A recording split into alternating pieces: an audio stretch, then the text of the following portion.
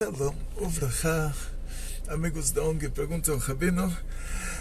E a pergunta de hoje eu coloquei até um oi, veio que pergunta que o nosso querido Davi já tinha perguntado faz tempo, mas não se preocupem, eu só apago a pergunta depois que eu respondo ela. Então, se você fez uma pergunta o ano passado, o ano que vem eu ainda respondo. Não se preocupem, pergunta feita é pergunta futuramente respondida. Então, nosso querido Davi, ele diz: bom dia a todos, gostaria de levar ao Rav uma dúvida que eu recebi. A pessoa em questão não acredita na tradição judaica, e essa pessoa que não acredita na tradição judaica, ele pergunta por que a promessa de Deus a respeito da entrega da terra de Israel aos patriarcas e aos filhos de Israel para todos sempre, para eternamente, conforme escrito na Parashat Lech Lecha, ainda não se cumpriu. Seria simplesmente pela vontade de Deus ou apenas porque os homens saíram do caminho da Torá? Então, essa palavra que o Davi escreve ainda não se cumpriu, já é a resposta para essa pergunta.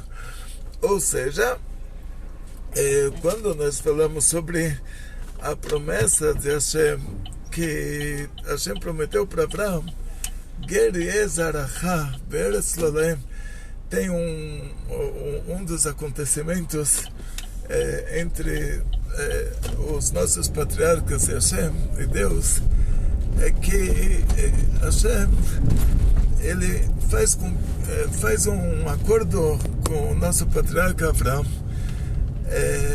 mas um acordo como os reis antigos faziam, quer dizer, uma coisa séria. Hashem diz para ele: olha, vamos fazer um acordo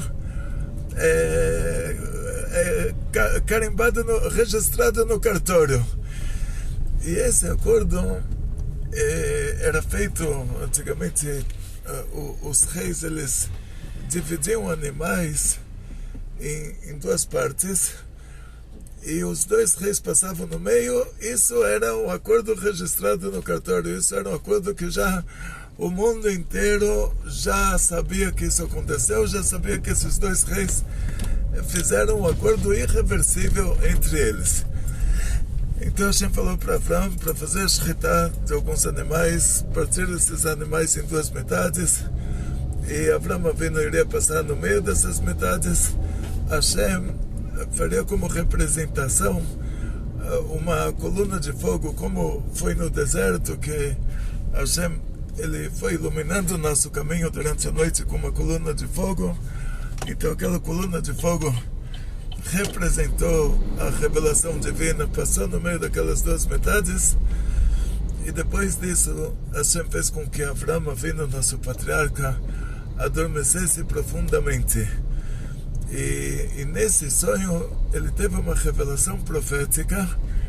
Aí a gente diz a nível Malchut, essa revelação profética por meio do sonho, que nessa revelação profética Hashem diz para Abraão: Ger Yezarachá Be'eretz Lolem Beinotam 400 Shana.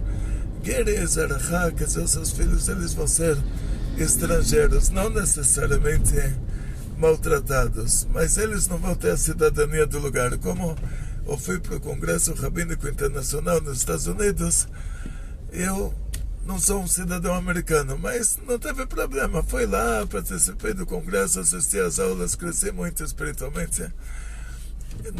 Não teve tanto problema que eu não era um cidadão americano. Então, e o fato da pessoa ser um ger no lugar, quer dizer, alguém que ele não é a pessoa fixa do lugar, ainda não é o fim do mundo. Mas a continuação dessa profecia é sim o fim do mundo, que Hashem diz para ele: vão afligir eles 400 anos. Aí realmente é um problema sério. E aí Hashem ela acrescenta para Abraão: mas não se preocupe, eu vou indenizar eles por essa aflição, e depois disso eles vão sair com grandes riquezas, vão sair de lá. Está escrito, a regra da Torá é que Megalgalim Zchut Alidei Zakai Vechová Alidei Chayav. Quando a Kadosh Baruch Hu quer fazer uma coisa boa no mundo, ele faz essa coisa boa acontecer por meio de uma pessoa boa. Quando precisa dar uma retificação para o mundo, Hashem faz essa coisa ruim acontecer por meio de uma pessoa ruim. Por causa disso, não tinha sido dito que isso iria acontecer por meio dos egípcios. O que nós vemos mais futuramente é que nosso povo esteve no Egito 210 anos e não 400 anos. Então nós entendemos daqui que quando Yitzhak nasceu, ele nasceu no Eretz Plishtim, na terra dos filisteus. E essa terra dos filisteus, por incrível que pareça, era a faixa de Gaza. A cidade também se chamava Gaza, a cidade dos filisteus. Era outro povo, não eram árabes, como esses falarem que tem lá naquela região hoje, mas aquele país era a faixa de Gaza e a cidade se chamava Gaza. E qual era a característica daquele lugar? É que Yitzhak Avinu, ele nunca saiu da Terra Santa. E por outro lado, na hora que ele nasceu, a gente começa a contar o que o nosso povo passou 400 anos numa terra que não é deles. Por quê? Porque a terra dos filisteus, ela pegava uma parte da Terra Santa e uma parte de fora da Terra Santa. É exatamente como a faixa de Gaza hoje, que pega um pedacinho da Terra Santa e um pedacinho do deserto do Sinai, que já não é mais a Terra Santa. Então Yitzhak é considerado que ele nasceu numa terra que não é dele. Quer dizer, porque essa terra dos filisteus pegava um pouquinho de fora da Terra Santa. E ele também é considerado que ele nunca saiu da Terra Santa, porque ele ficou na terra dos filisteus, nessa parte que era a terra de Israel. Aí eles afligiram ele, os poços que Abraão abriu, os filisteus taparam.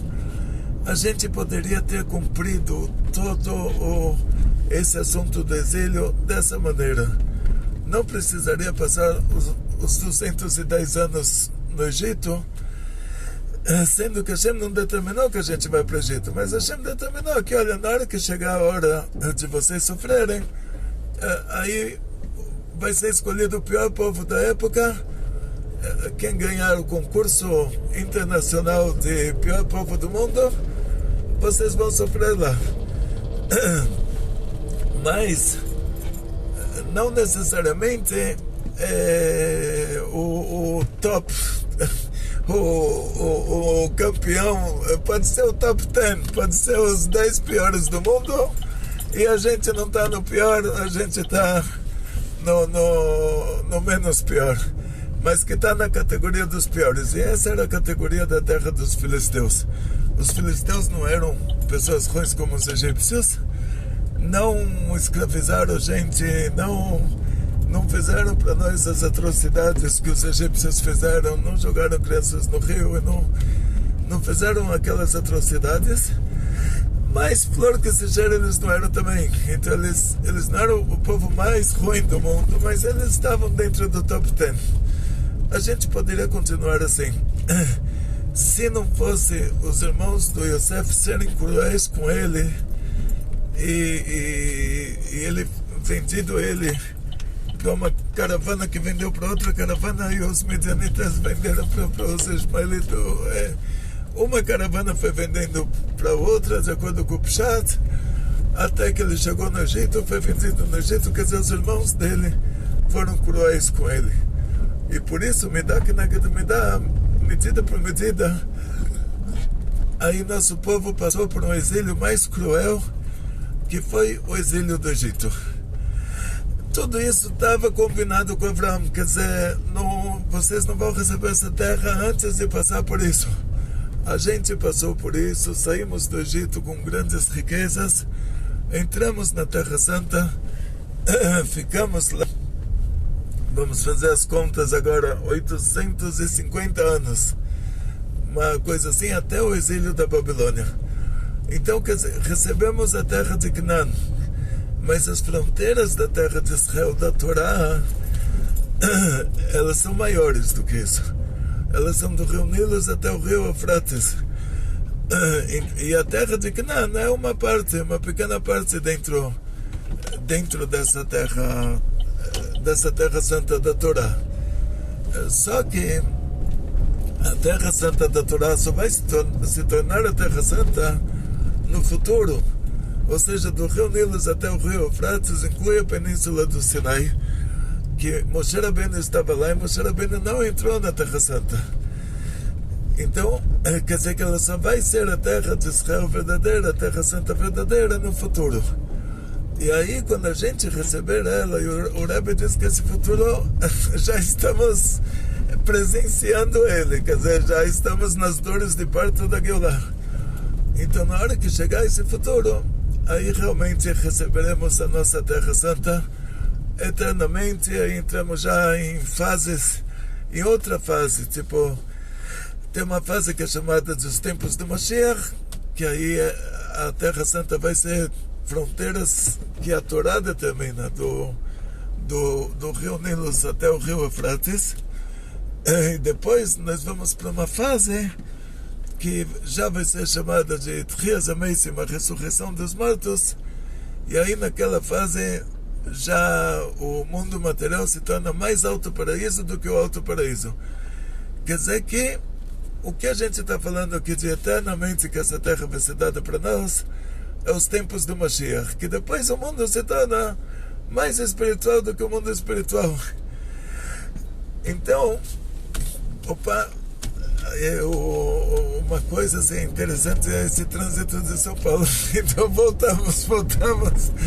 Mas se você está assistindo esse vídeo no dia que ele foi feito, domingo, estamos indo para o Rio de Janeiro, para o aniversário da filha do nosso querido Ralph e querida família, e vamos fazer uma palestra lá no Rio de Janeiro. Então prepare-se, se você mora na região, prepare-se. Ainda não sei a data exata, não vai ser no domingo. Domingo à noite é o Nittelnacht, que a gente não costuma estudar a Torá por causa do...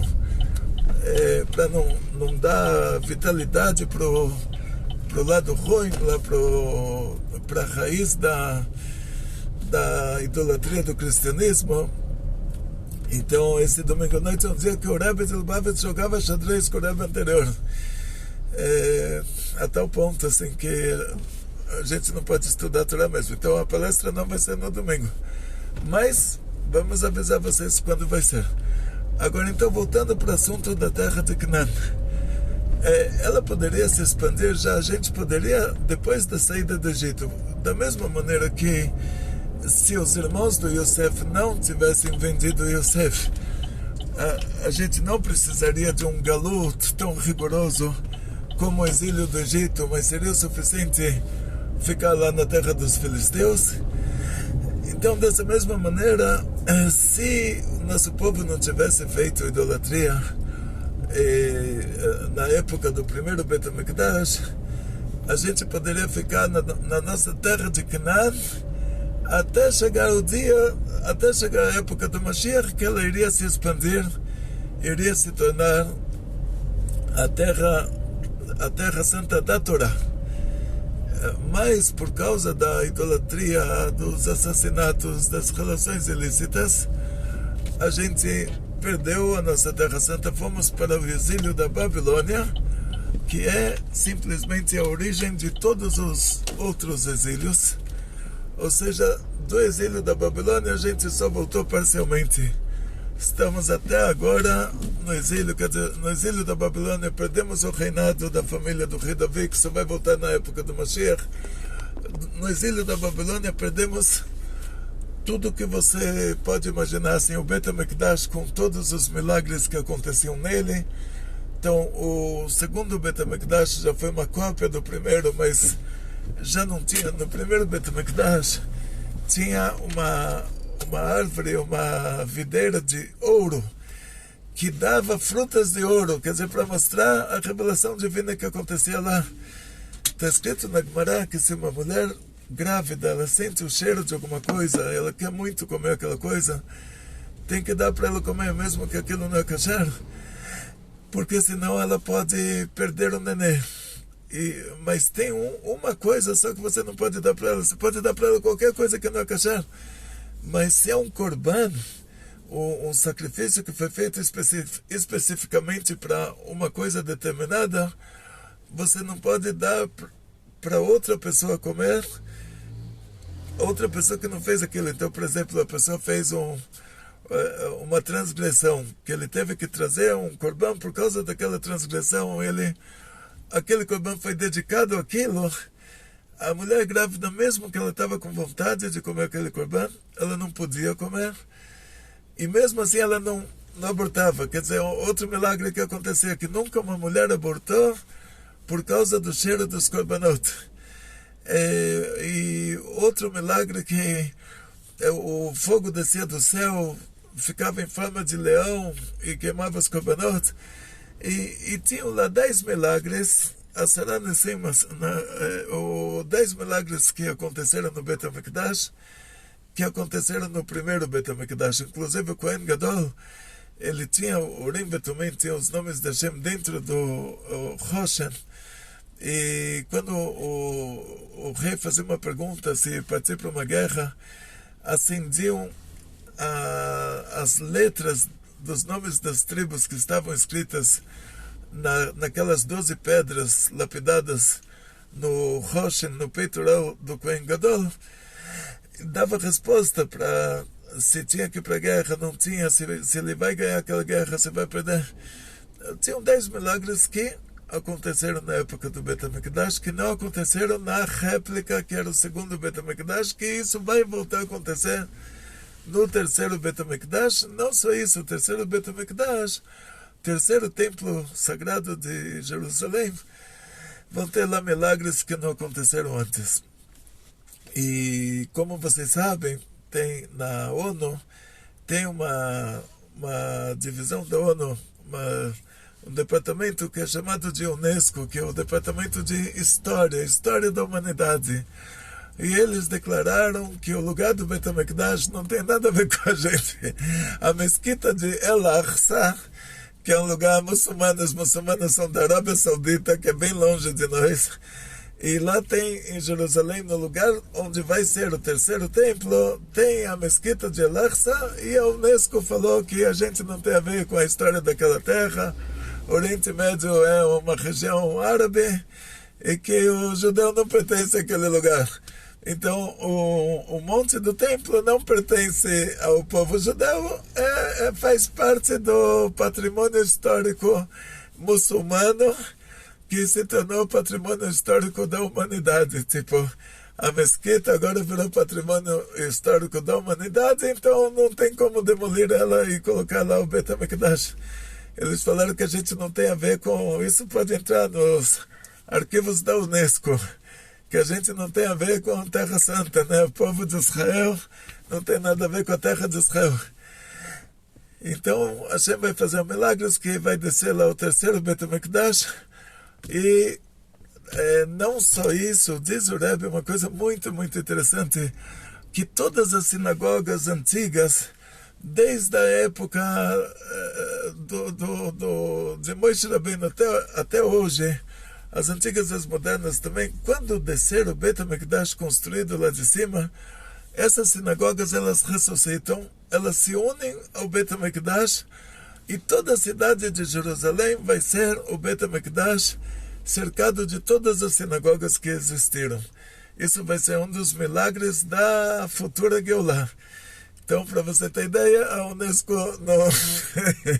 não vai poder continuar com o patrimônio tombado dela lá. Eu acho que ela própria vai acabar tombando para algum lugar que não tem a ver com a gente.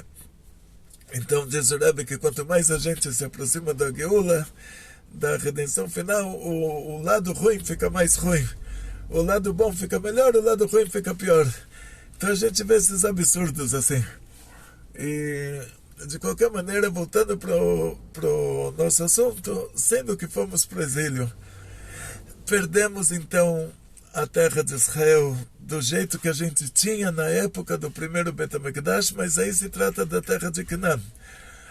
E nunca voltamos a ter a mesma soberania sobre ela que nós tivemos na época do primeiro templo.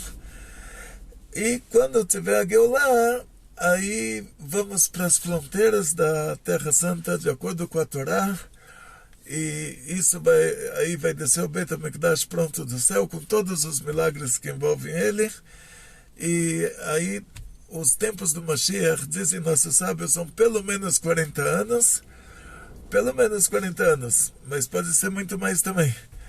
Mas é o mínimo de 40 anos e depois a gente já, esse mundo material vai se tornar mais alto paraíso do que o alto paraíso. Então, muito obrigado para o Davi. Eu sei que tem muitas... cada vez que eu respondo uma pergunta, eu apago essa pergunta que eu respondi, mas eu deixo as que eu ainda não respondi. Então não se preocupe, se você fez uma pergunta no passado, vai chegar a hora que a sua pergunta vai ser respondida. Então desculpa para o Davi pelo atraso e desculpa para todos vocês. O atraso não é só com o Davi, mas podem fazer as perguntas e de vez em quando coloca na sua pergunta, clica nela, acrescenta mais algum detalhe para ela aparecer entre as últimas 10 perguntas.